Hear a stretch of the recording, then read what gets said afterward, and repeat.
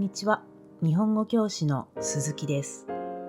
皆さん、いかがお過ごしですか？今日は走れメロスのパート2をお送りします。ローマ字の字幕や英語の字幕も用意してありますのでご利用ください。それからダウンロードできる語彙リストやトランスクリプトも用意してます。概要欄からご覧ください。パート1では王様に3日以内にお城に戻ると約束したメロスは村に向かって走り出しました。妹の結婚式を祝うことができるでしょうか。それではパート2お楽しみください。走れメロス、太宰治。メロスはその夜全く眠りませんでした。そして十里の道を急いで走り続けました。村に着いたのは次の日の朝でした。太陽はすでに高く昇り、村人たちは外に出て仕事を始めていました。メロスの16歳の妹も今日は兄の代わりに羊の世話をしていました。妹はふらふらと歩いてくる兄の姿を見て驚きました。メロスはとても疲れていました。妹は心配して次々と兄に質問しました。メロスは無理に笑おうとしました。なんでもない。心配するな。町にまだやることがある。またすぐに行かなければならない。だから明日お前の結婚式をすることにした。早い方がいいだろう。妹は顔を赤くしました。メロスは笑いました。嬉しいか？きれいなドレスも買ってきたぞ。さあ、これから行って村の人たちに結婚式は明日だと知らせてこい。そう言うとメロスはよろよろと歩き出しました。家に帰ると神々の祭壇をきれいに飾りました。そしてお祝いの食事の準備をしました。すべてが終わるとメロスはそのまま床に倒れ伏しました。そして息もしないほど深い眠りに落ちてしまいました。目が覚めたのは夜でした。メロスは起きてすぐ花婿の家を訪ねました。そして少し事情があるから結婚式を明日にしてほしいと頼みました。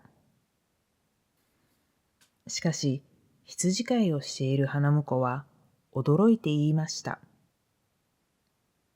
それはできません。まだ何の準備もできていません。ぶどうの季節まで待ってください。メロスは強い口調で言いました。待つことはできない。どうか明日にしてください。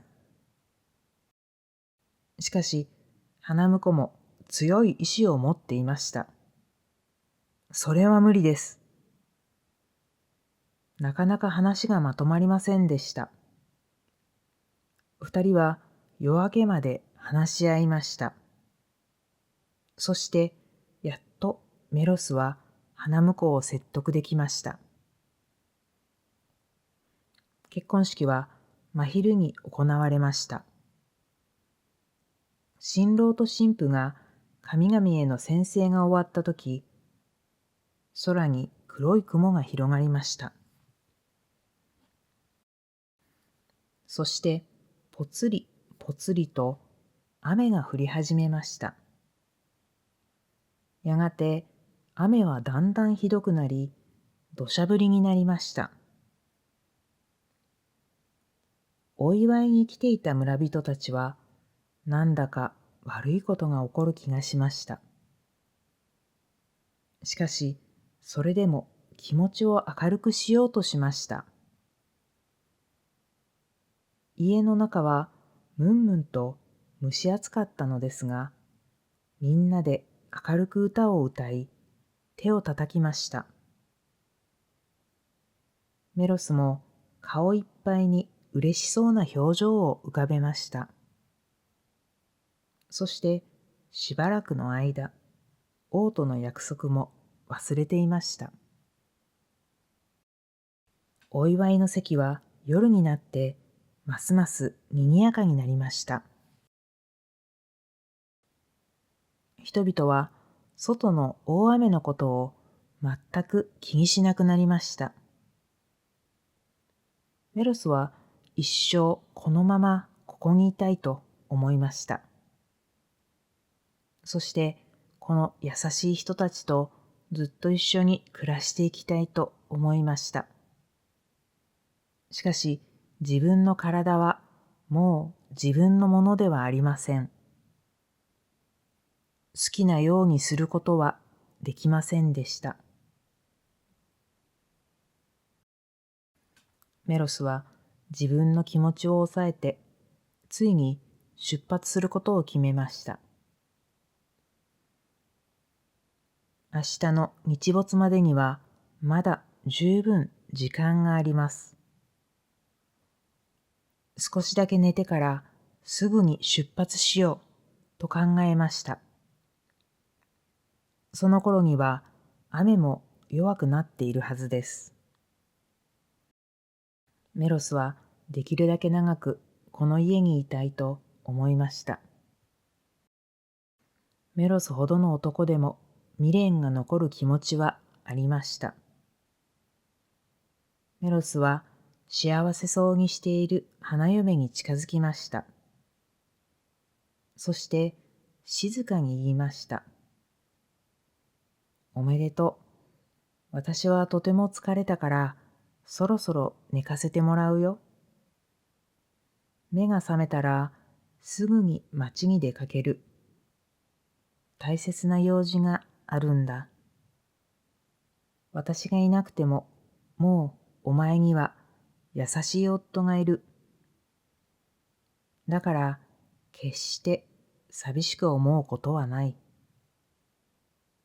お前も知っている通り、私は人を疑うことと嘘をつくことが一番嫌いだ。夫との間にどんな秘密も作ってはいけないよ。私が言いたいのはそれだけだ。お前の兄は多分立派な男だから、お前もそのことを誇りに思ってくれ。花嫁は夢見心地でうなずきました。それからメロスは花婿の肩をたたいて言いました。準備が足りなかったのはお互い様だ。私の家にある大切なものは妹と羊だけ。他には何もない。それを全部お前にあげよう。それからメロスの弟になったことを誇りに思ってくれ。花婿は恥ずかしそうに手をこすり合わせました。メロスは笑って村人たちにも軽く頭を下げました。そして宴会の席を出て羊小屋に入りました。そして深く眠りました。